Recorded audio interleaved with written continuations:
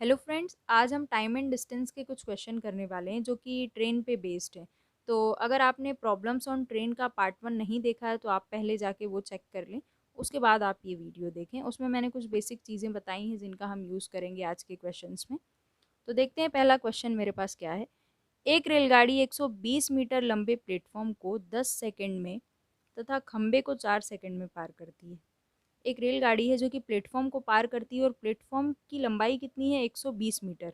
मैंने ये बताया है कि जब भी रेलगाड़ी किसी ऐसी जगह को पार करेगी जिसकी अपनी खुद की भी कोई लंबाई होगी, जैसे कि प्लेटफॉर्म है या कोई गुफा है या सुरंग है या कोई पुल है, तो इनको जब रेलगाड़ी पार करेगी तो वो इनकी लंबाई को तो पार करेगी ही, प्लस अपनी खुद की लंबाई को भी पार करेगी।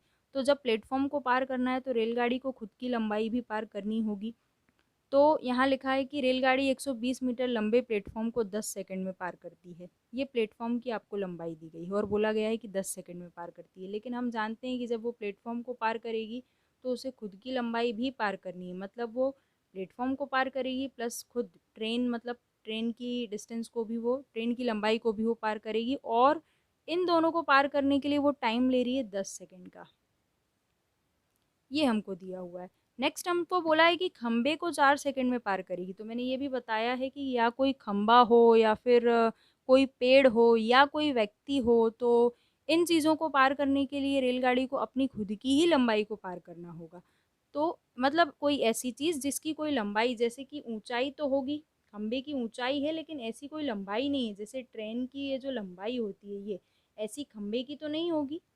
तो खंबा ऊंचा ज़रूर है लेकिन इसकी कोई लंबाई नहीं है। तो ट्रेन जब इसको पार करेगी तो ट्रेन को अपनी ही लंबाई को पार करना होगा। ये मैंने बहुत अच्छे से पहले वाले वीडियो में समझाया है कि ऐसा क्यों होता है।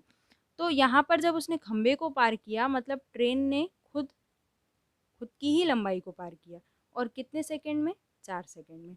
तो अगर मुझे सिर्फ प्लेटफॉर्म को पार करने का टाइम पता करना है तो मैं इसमें से ट्रेन का टाइम हटा दूंगी। तो ट्रेन का टाइम क्या है? 4 सेकंड है। ट्रेन ने जब खुद की लंबाई को पार किया वो टाइम है 4 सेकंड। तो इसमें से आप माइनस करेंगे तो आपके पास प्लेटफॉर्म का टाइम कितना आ जाएगा? 6 सेकेंड्स। अब हमसे पूछा क्या गया है कि रेलगाड़ी की लंबाई और चाल बताएं। चाल किलोमीटर पर आवर में बतानी है हमें। तो हम सबसे पहले निकालते हैं स्पीड।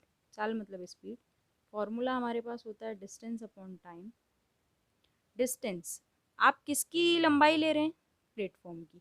तो टाइम भी आप सिर्फ प्लेटफॉर्म का ही लेंगे। देखिए स्पीड तो सेम ही रहेगी, वो खंबे को पार करे या वो प्लेटफॉर्म को पार करे उसकी स्पीड तो सेम ही है। लेकिन आप जिसकी डिस्टेंस ले रहे हैं, रेलगाड़ी की तो यहाँ है ही नहीं, आप सिर्फ प्लेटफॉर्म की लंबाई ले रहे हैं। तो 120 मीटर रहेगी वो। और प्लेटफॉर्म का टाइम क्या था? 6 6 सेकेंड। कैंसिल किया तो ये कितना हो जाएगा?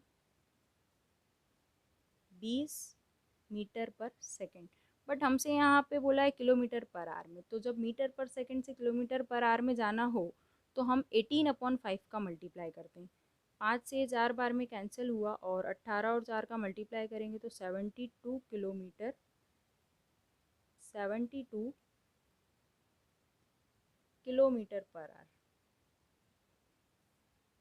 यहाँ लिख देते हैं हम 72 किलोमीटर पर आवर। ये आपकी क्या निकल गई? स्पीड निकल गई। अब ट्रेन की आपसे क्या पूछी गई है? लंबाई पूछी गई है। लंबाई मतलब यहाँ पे आप डिस्टेंस ही बोलेंगे उसको। तो कितना है ये? फॉर्मूला क्या होता है डिस्टेंस का हमारे पास? Speed into time. अब यहाँ ट्रेन की लंबाई पूछी गई है तो स्पीड तो दोनों की उस समय सेम ही रहेगी और मैं मीटर पर सेकंड में इसको लिखूंगी तो 20, क्योंकि टाइम हमारे पास सेकंड में है इसलिए हमको ये वाली डिस्टेंस लेनी है।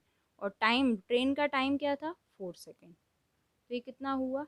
80 मीटर। मीटर में क्यों लिखेंगे? क्योंकि डिस्टेंस हमने ये वाला सेकंड में रखा था टाइम, और स्पीड रखी थी मीटर पर सेकंड में, तो इसलिए आपका डिस्टेंस किस में आएगा? मीटर में। और क्वेश्चन में हमसे ऐसा बोला नहीं है कि आप किलोमीटर में निकालो, बट हमसे स्पीड का बोला गया था किलोमीटर पर आवर में, इसलिए हमने उसको चेंज किया। बढ़ते हैं आगे।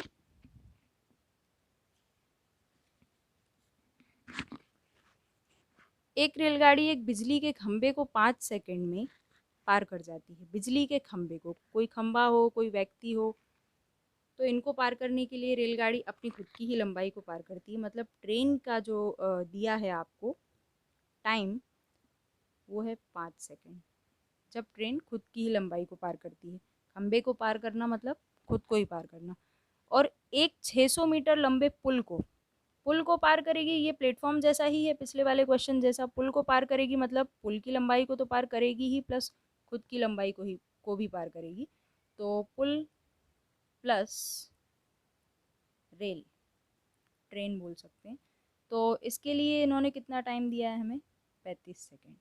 अब अगर मुझे सिर्फ यहाँ पर ट्रेन का तो मेरे पास 5 सेकेंड अलग से है, और सिर्फ अगर पुल का निकालना है आपको तो कितना आ जाएगा, 5 माइनस कर देंगे, ट्रेन का हम टाइम माइनस कर देंगे तो हमारे पास क्या आ जाएगा, 30 सेकेंड्स। और ट्रेन का है 5 सेकेंड और पुल का आ गया 30 सेकेंड्स। अब हमें निकालना क्या है वो देखते हैं हम। रेलगाड़ी की चाल कितनी है, स्पीड हमसे पूछी है, तो फॉर्मूला लगाएंगे हम, डिस्टेंस अपॉन टाइम। देखिए यहाँ पे कुछ भी कन्वर्ट करने की ज़रूरत नहीं है, ये सब सेकंड्स में है और ये मीटर में है, तो आंसर मीटर पर सेकंड्स में आपका आ जाएगा।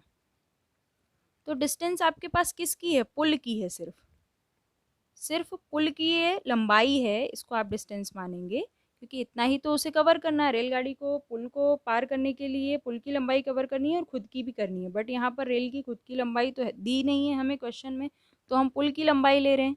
तो पुल की लंबाई ले रहे हैं तो टाइम भी हमें उसका ही लेना है, तो हम पुल का टाइम हमने कितना निकाला था, पुल को पार करने का टाइम कितना था, 30 सेकेंड। ये आपने कैंसिल किया तो ये कितना हो गया, 20। तो 20 मीटर पर सेकेंड आपका आंसर आया। अब अगर ऑप्शन में मीटर पर सेकेंड में है तो यही टिक कर देना, अदरवाइज आपको इसको चेंज करना पड़ेगा किलोमीटर पर आवर में। तो वो कैसे करते हैं, 18/5 का मल्टीप्लाई करके, 5 से आपने इसको 4 बार में कैंसिल किया तो आंसर आया 72 किलोमीटर पर आवर। ये रेलगाड़ी की स्पीड होगी। बढ़ते हैं आगे। 180 मीटर लंबी रेलगाड़ी अपने समान लंबाई के प्लेटफॉर्म को, इसमें जो प्लेटफॉर्म है उसकी लंबाई उतनी ही है जितनी की रेलगाड़ी की है, मतलब 180 ही है प्लेटफॉर्म की लंबाई, तो उसको पार करने में 18 सेकंड लेती है। तो हमको स्पीड बतानी है। तो स्पीड देखिए यहाँ पे भी कुछ चेंज करने की ज़रूरत नहीं है, मीटर और सेकंड में ही है सब कुछ, तो मीटर पर सेकंड में आपका आंसर आ जाएगा। डिस्टेंस अपॉन टाइम, ये फॉर्मूला है किसका, स्पीड का। आप डिस्टेंस में क्या लेंगे, 180 + 180, क्योंकि रेलगाड़ी जब पुल को पार करेगी, सॉरी यहाँ प्लेटफॉर्म दिया है, जब प्लेटफॉर्म को पार करेगी तो प्लेटफॉर्म की लंबाई भी लेनी है और उस रेलगाड़ी की भी लेनी है। तो प्लेटफॉर्म भी उतना ही लंबा है जितनी की रेलगाड़ी, तो 180 + 180 लिखेंगे हम, ये रेल की और ये प्लेटफॉर्म की। और टाइम कितना ले रही है ये, 18 सेकेंड।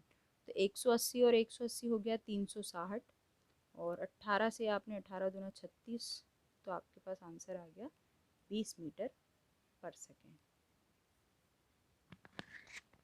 देखते हैं नेक्स्ट क्वेश्चन। 125 मीटर लंबी रेलगाड़ी 60 किलोमीटर प्रति घंटा, ये क्या है, स्पीड है, 60 किलोमीटर पर आवर की चाल से चलकर एक पुल को 30 सेकंड में पार कर जाती है। तो पुल की लंबाई आपसे यहाँ पूछी गई है। देखिए रेलगाड़ी की लंबाई है 125 मीटर, 125 मीटर लंबी रेलगाड़ी है और उसकी स्पीड भी आपको दी गई है, और ये 30 सेकंड में पुल को पार करती है। पुल को पार करेगी मतलब खुद की लंबाई तो करेगी ही, पुल की और खुद की दोनों की, और दोनों को पार किया तो इसका टाइम कितना हुआ, 30 सेकंड हुआ। अब आपसे पुल की लंबाई पूछी है तो हम मान लेते हैं पुल की लंबाई, पुल की लंबाई हम मान लेते हैं x, मान लेते हैं हम x मीटर। अब देखते हैं स्पीड का फॉर्मूला क्या होता है हमारे पास, डिस्टेंस अपॉन टाइम। देखिए यहाँ स्पीड दी गई है बट स्पीड जो है वो 60 kilometre per hour, kilometre per hour में है, तो इसको हम चेंज कर लेते हैं। तो मीटर पर सेकंड में जाने के लिए 5/18 का मल्टीप्लाई करेंगे, इसको हम कैंसिल कर दें 6 से तो 3 बार में और ये 10 बार में, तो 10 × 5 कितना हो गया, 50/3, और ये किस में चेंज हो गया, मीटर पर सेकंड में आ गया। तो ये आपकी क्या हो गई, स्पीड हो गई। अब हम इसमें वैल्यू रखते हैं, स्पीड हमारे पास है 50/3 और डिस्टेंस हमारे पास क्या है, 125 + x, क्योंकि ये ट्रेन इतनी लंबी है और ये प्लेटफॉर्म की लंबाई हमने मानी है, और इसको पार करने के लिए टाइम कितना लिया है, 30 सेकेंड। अब देखिए 3 से ये कितनी बार में, 10 बार में कैंसिल हो गया। ये 10 इधर आएगा तो 500 हो गया, इनटू हो गया, और ये 125 प्लस एक्स, इसको इधर ला के माइनस करेंगे। 500 में से 125 माइनस किया तो 375 मीटर।